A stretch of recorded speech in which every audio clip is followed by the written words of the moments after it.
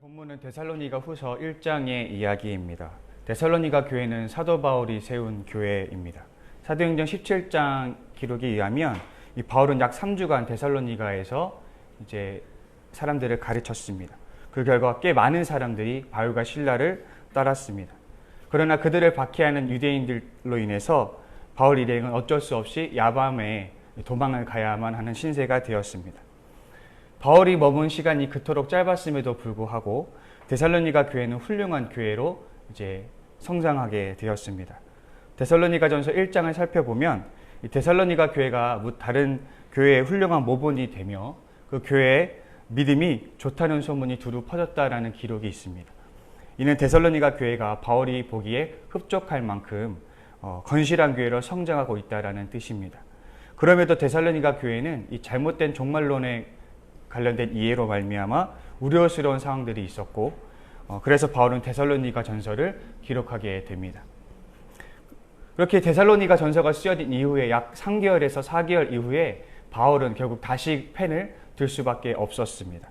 그는 데살로니가 후서를 오늘 또 기록하게 되는데 그 목적은 이 잘못된 종말론에 대한 문제 때문이었습니다.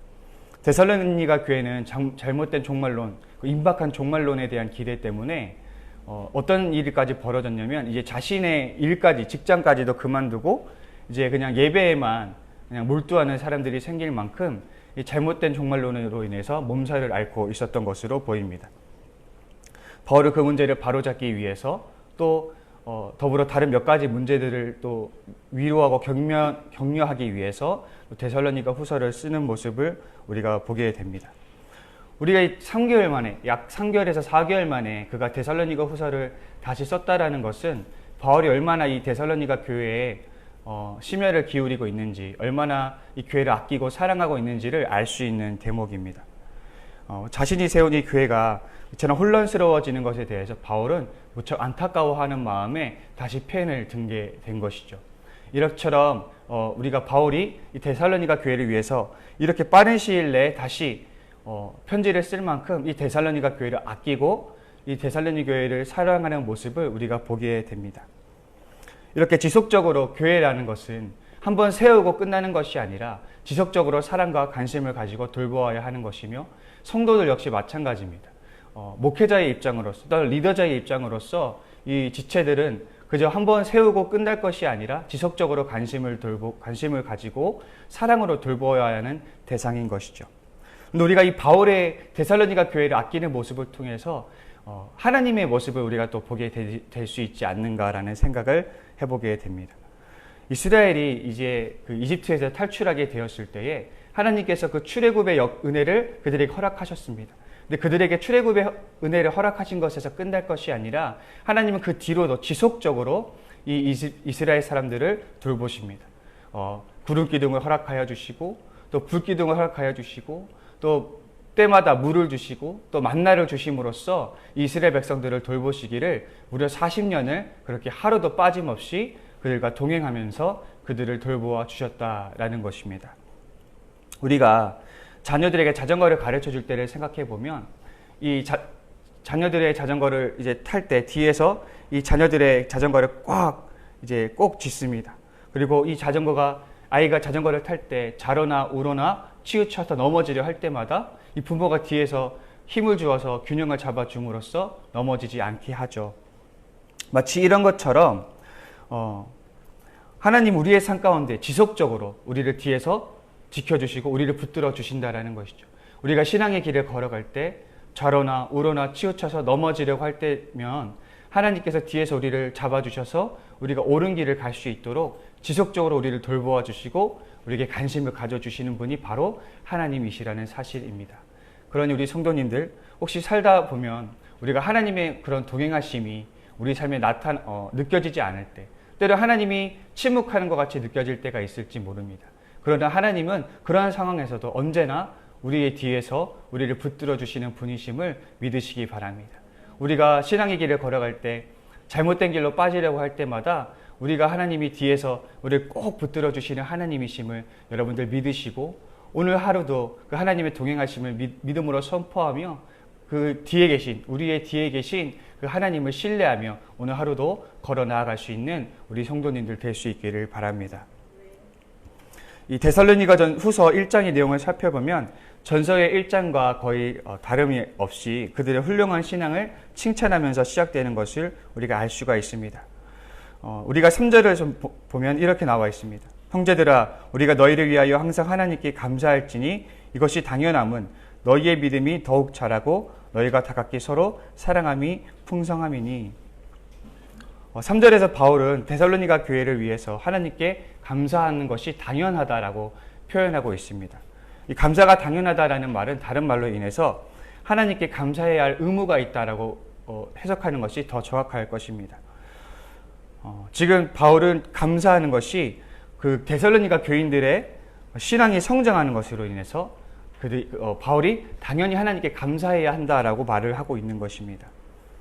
우리 성도님들은 어떨 때 감사하십니까? 우리가 흔히 감사할 때는 내가 무엇을 큰 성취를 이루었거나 내가 무언가를 성공했을 때, 내게 좋은 일이 생겼을 때 우리는 감사하지 않습니까? 뭔가 내게 유익이 돌아올 때, 내게 좋은 일이 있을 때 우리는 흔히 감사를 많이 합니다. 인간이 감사하는 이유는 대개 그 원인이 자신에게 있을 때가 많다라는 것이죠. 그러나 오늘 바울이 보여주는 감사는 조금 다릅니다. 바울의 감사의 근원은 자기 자신에게 있는 것이 아니라 바로 다른 곳에 데살로니가 교회, 나아가서는 외부의 하나님 나라에 있었다라는 것입니다. 바울은 한 지역교회가 성숙하게 성장하는 것을 통해서 하나님 나라가 더욱 든든히 세워지고 성장해 가는 것을 감사할 의무를 느꼈던 것입니다. 여기서 우리는 바울의 삶의 중심이 어디에 놓여 있는지를 분명히 알 수 있습니다. 그의 삶의 중심에는 자신의 유익보다는 하나님 나라가 먼저 있었더라라는 것이죠. 그래서 그는 자신의 상황과 여건과는 상관없이 마땅히 감사해야 할 의무감을 느꼈던 것으로 보입니다. 예수님이 그런 말씀을 우리에게 주셨습니다. 먼저 그의 나라와 그의 의를 구하라. 너무나 유명한 말씀이죠. 근데 이 예수님께서 주신 이 말씀의 맥락이 어떤 것이었습니까? 예수님께서 이 말씀을 주시기 전에 이런 말씀 우리에게 하셨습니다. 그러므로 염려하여 이르기를 무엇을 먹을까, 무엇을 마실까, 무엇을 입을까 하지 말라. 다시 말해서 예수님은 나 자신의 개인적인 유익과 평안을 구하기 전에 먼저 하나님 나라의 뜻을 구하라고, 그리고 그 뜻이 이루어지기를 기도하라고 우리에게 주문을 하셨던 것입니다. 그리스도인에게 있어서 나 자신보다 더 앞서야 하는 것이 바로 이 하나님의 나라라는 것입니다. 그래서 우리에게 기도해야 될 것은 먼저 우리의 유익과 우리의 어떤 평안을 위해서가 아니라 먼저는 주님의 나라와 주님의 뜻을 먼저 구해야 한다라는 것이죠. 바울은 그러한 점에서 정말 이 예수님의 가르침을 충실히 따르는 사람이었다고 할 수 있습니다. 그의 감사의 이유가 자신에게 있는 것이 아니라 타인에게 있다는 것을, 교회에 있었다는 것을 우리가 살펴볼 때에 바울은 정말 하나님 나라를 위해서 살아가는 사람이었다는 것을 우리가 오늘 함께 발견할 수가 있는 것입니다. 어떤 크리스천들은 오해하기를 마치 하나님이 나 자신의 개인의 평안을 위해서 만사를 다 제쳐두고 일하실 것이라고 생각하는 그런 크리스천들이 있습니다. 그러나 이것은 큰 오해라고 우리가 생각됩니다. 이런 생각을 가진 사람들은 하나님이 자신을 위해 존재한다라고 착각하게 됩니다. 그러나 우리가 이것이 과연 사실이라고 말할 수 있을까? 이런 신앙을 가진 사람들은 언젠가 자신의 기도가 이루어지지 않을 때에 실족하여 큰 곤혹을 치르게 될 것입니다. 우리 지저스 처치 성도 여러분, 우리에게는 바울이 가진 믿음의 안목이 필요합니다.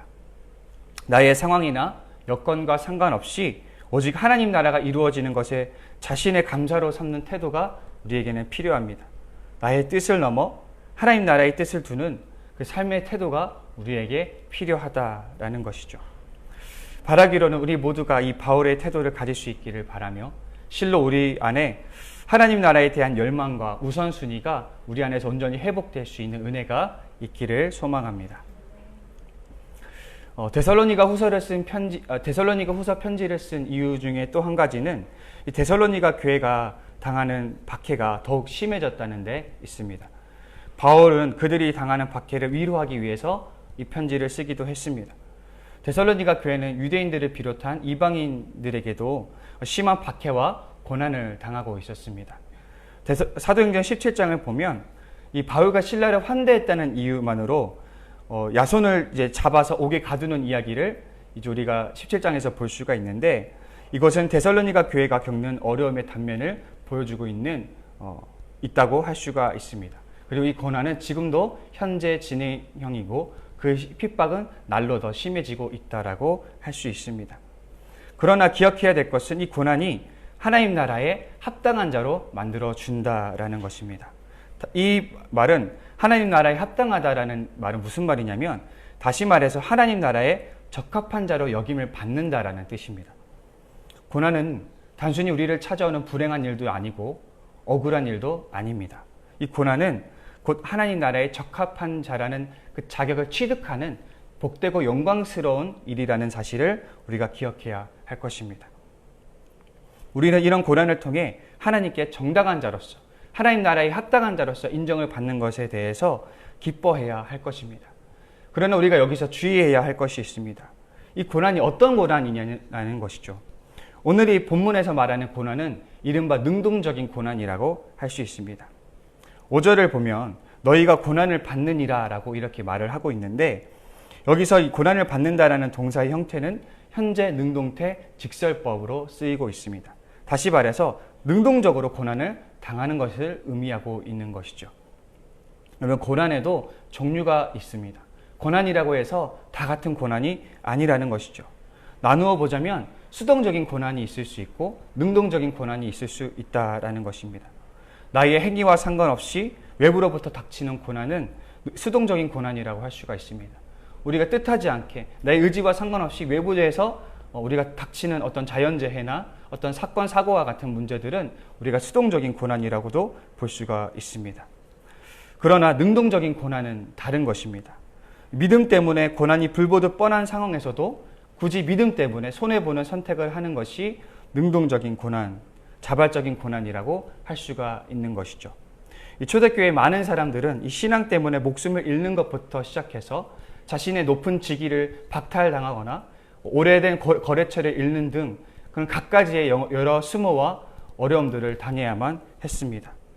데살로니가 교인들은 이런 능동적인, 자발적인 예수 그리스도를 때문에 당하는 그 자발적 고난을 선택하여 그런 고난을 당하면서도 그 고난 속에서도 인내하면서 신앙을 고수해왔던 것입니다. 하나님이 인정하시는 고난은 바로 이런 자발적인 고난이라고 우리가 해석할 수 있겠습니다. 한국인이 미국에서 한국 법대로 움직이면 어떤 일이 일어날까요? 네, 당연히 이제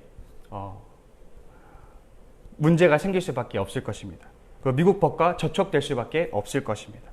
그 삶은 반드시 갈등을 빚기 마련입니다. 근데 마찬가지입니다. 우리가 하나님 나라에 속한 백성으로서 하나님 나라의 법에 따라 살아가게 된다면 당연히 이 세상의 법과 부딪힐 수밖에 없는 것이고 마찰이 빚어질 수밖에 없는 것입니다. 그래서 신앙적인 삶에는 사람들의 비난과 조롱이 따라올 수 있다는 것입니다. 왜냐하면 사람들은 자신과 다른 삶에 대해서 흔히 손가락질하기 때문이죠. 따라서 우리가 하나님 나라에 충실한 삶을 살아갈 때에 이 땅에서 마찰을 빚는 것, 이 땅에서 갈등을 빚는 것은 어찌 보면 당연한 일이 되는 것입니다.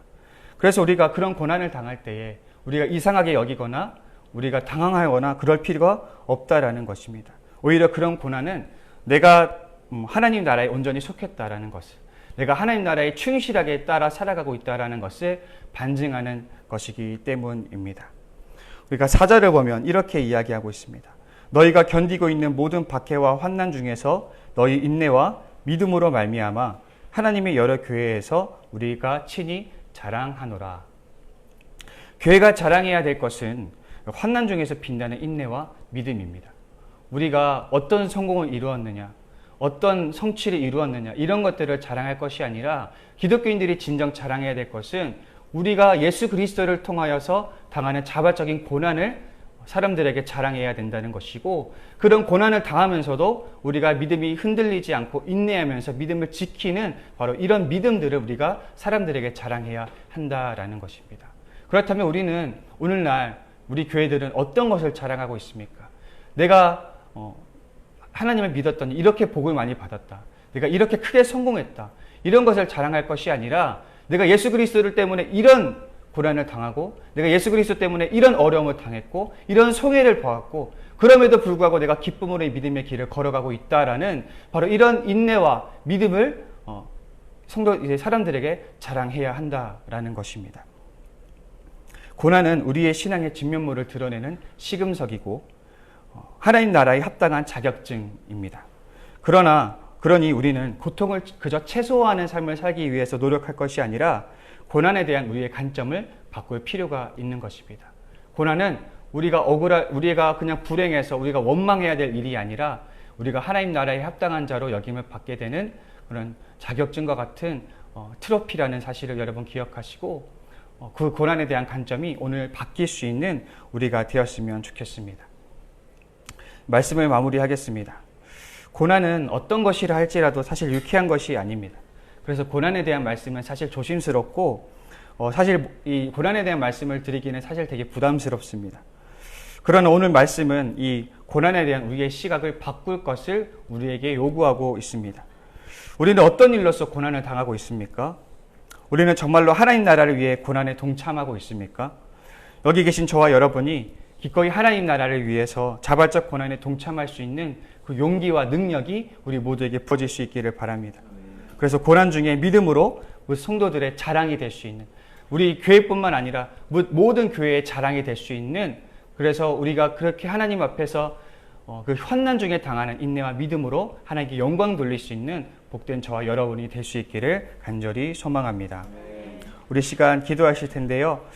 우리가 이제 9월의 사역들을 위해서 기도하기를 원합니다. 우리가 앞으로 진행될 사역들 가운데 하나님께서 함께하여 주셔서 주님 귀한 열매들이 많이 맺어질 수 있도록 주님 축복하여 주시옵소서 위해서 기도해 주시고 또 우리 성도들 가운데 혹시 아픈 지체들 또 몸이 불편한 지체들이 있다면 하나님 치유하시고 회복하시는 은혜가 있게 하여 주시옵소서 위해서 기도해 주시고 또 각자 가지고 나오신 기도 제목 가지고 함께 기도하실 텐데 제가 마지막으로 기도하고 이 시간 기도하도록 하겠습니다. 하나님 감사합니다. 오늘 우리가 시간 또 주님의 말씀을 상고했습니다. 바울은 자신의 유익 때문에 감사한 것이 아니라 주님의 교회가 성장하는 것 때문에 감사하고 주님의 나라가 확장되는 것에 대해서 감사했습니다. 하나님 우리는 무엇 때문에 감사하고 있습니까? 그저 내 삶을 위해서만 감사하고 있는 것이 아닙니까? 우리의 시야가 더 넓어지기 원합니다. 우리의 삶이 주님의 나라를 더 온전히 더 바라보기를 원합니다. 내 삶 때문이 아니라 오직 주의 나라가 확장되는 것에 기뻐하며 주의 나라 때문에 기뻐하는 우리가 될 수 있도록, 감사한 우리가 될 수 있도록, 우리가 나의 자신의 유익보다는 주의 나라를 위해서 살아갈 수 있는 복된 인생들이 될 수 있도록 주의 은혜를 더하여 주시옵소서. 감사드리며 예수님의 이름으로 기도드렸습니다.